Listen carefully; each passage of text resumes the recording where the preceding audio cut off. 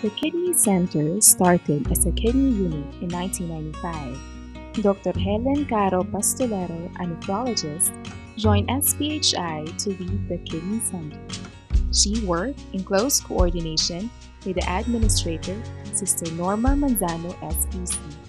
At first, the Kidney Center only had a hemodialysis machine, and when this procedure took off, the hospital saw fit to set up its own peritoneal therapy dialysis program and could thus boast of a balanced dialysis program.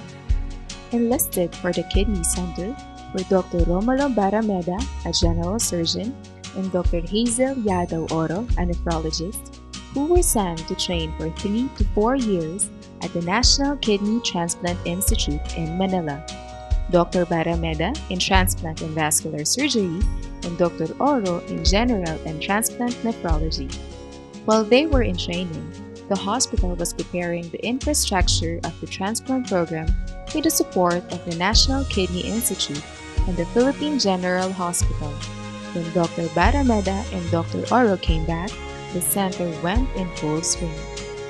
2 years later, and to this day, the center could boast of an all Ilonggo kidney transplant team. Dr. Barameda, transplant surgeon, 3 nephrologists, Dr. Oro, Dr. Agnes Maleficio Villaflor, and Dr. Caro Pastolero, who also heads the dialysis unit, Dr. Pedro Tinson, and Dr. Raul Sancho as urologists, and a team of anesthesiologists led by Dr. Fidela Confisor. Since the first patient in 2002, the Kidney Center has done 47 declared cases of kidney transplants and about 8 to 10 patients in the waiting list. Among them are identical twins, both recipient and donor waiting for the kidney transplant until the benefit is launched. St. Paul has always been in the forefront of creating public awareness on kidney care and treatment. It promotes professional expertise through symposiums and coordinated work with the Philippine Society of Nephrology and the National Kidney and Transplant Institute, which is at the front line of the human organ preservation effort for HOPE. The SPHI Kidney Center was first accredited in 2006 by the Department of Health, PhilHealth, and recognized by the Philippine Society of Nephrology as the first kidney transplantation facility outside Metro Manila. It was re-accredited in 2008 and 2014. The center is actively doing all renal-related treatment, such as hemodialysis, peritoneal dialysis, and transplant staffed with skilled PD nurse and PD aides. Sa sunod sa 5 years, I've been with her through ups and downs, mga sufferings niya sa iya illness, and as a family, as her only sister, gusto ko mag-donate sa iya sang ako isa ka pili because palangga ko siya, palangga ko mga hinablos ko, my family, and we grew up together. I'm hoping that through God's divine providence and with God, ganito niya ang mga agencies or mga tao para makabulig sa amon. Hopefully, we will grow old together. Having a family member na may chronic ailment like what my sister is having now is quite very hard. It's very painful emotionally and financially. It's been 5 years that we are here at St. Paul's Hospital Iloilo seeking treatment, and on regular basis she is on dialysis treatment. We started 3 times a week, kaluis ang Ginoo, twice a week siya subong. But we know that it will be her lifetime routine kung hindi kami mag-undergo some kidney transplant. And as everybody knows how expensive it is, dako gid nabulig sa PhilHealth nga kada dialysis may ara sila nga gina-cover. it's been though um, almost malift up ang amon nga financial burden, but in the end it will be most beneficial as advised by her doctors that she will undergo kidney transplant. So upon hearing about the C package of PhilHealth, daw na buhi ang amon pag-asa because nga we have been working up for that kidney transplant. Galing kay syempre may gamay lang nga problem because we are sustaining her treatment and dialysis.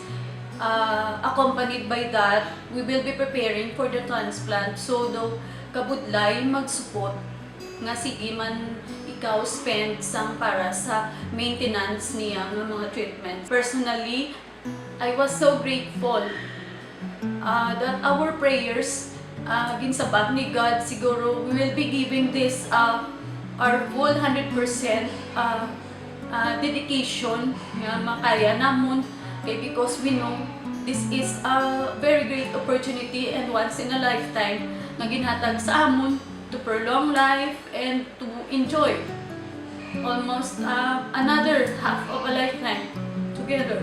Upon pregnancy of my second baby, I gave birth to my premature baby boy last April 2011. But before that, I was advised to have a fistula operation. That was November 2011, and my first dialysis session was January 28, 2012. I really had a hard time during that dialysis procedure, and my family also suffered, not just for my health, but most of all, financially, emotionally, and socially. From then on, I was under the care of Dr. Caro Pastolero, my nephrologist. And my doctor and my family, we were advised to have transplantation with my twin sister so that I will be relieved with all my suffering because my chronic kidney disease has advanced to stage 4, ongoing to stage 5. The reason for me to have a transplantation, it is because that I would like to gain my life back. I would like to live a real normal life. I have chosen St. Paul's Hospital to undergo my operation because ever since that I have this chronic kidney disease, I was under the care of this facility. I feel I was taken care of, not just my health, but also emotionally and most of all spiritually. I feel at home at St. Paul's Hospital. Now that the C package has granted, or rather the PhilHealth has contracted with the St. Paul Hospital, I am very much happy that now is the time that maybe I could push through with my transplantation. I thank the PhilHealth that finally they have granted that the transplantation will be available at St. Paul Hospital. And after my transplant, I really enjoy my second life with my two daughters. I really thank God for the second life given. And I also thank PhilHealth for giving aid and support to St. Paul's. I thank PhilHealth for granting C package sa St. Paul's Hospital because it is a big help for those who are planning to undergo transplantation. As a kidney transplant patient, it's a different new you. It is a big relief of all the pain and agony I feel during my dialysis days. Thanks God, it is an answered prayer that the PhilHealth granted their Z benefit package for St. Paul's Hospital. Giving hope for a better life. Thank you, St. Paul's and PhilHealth.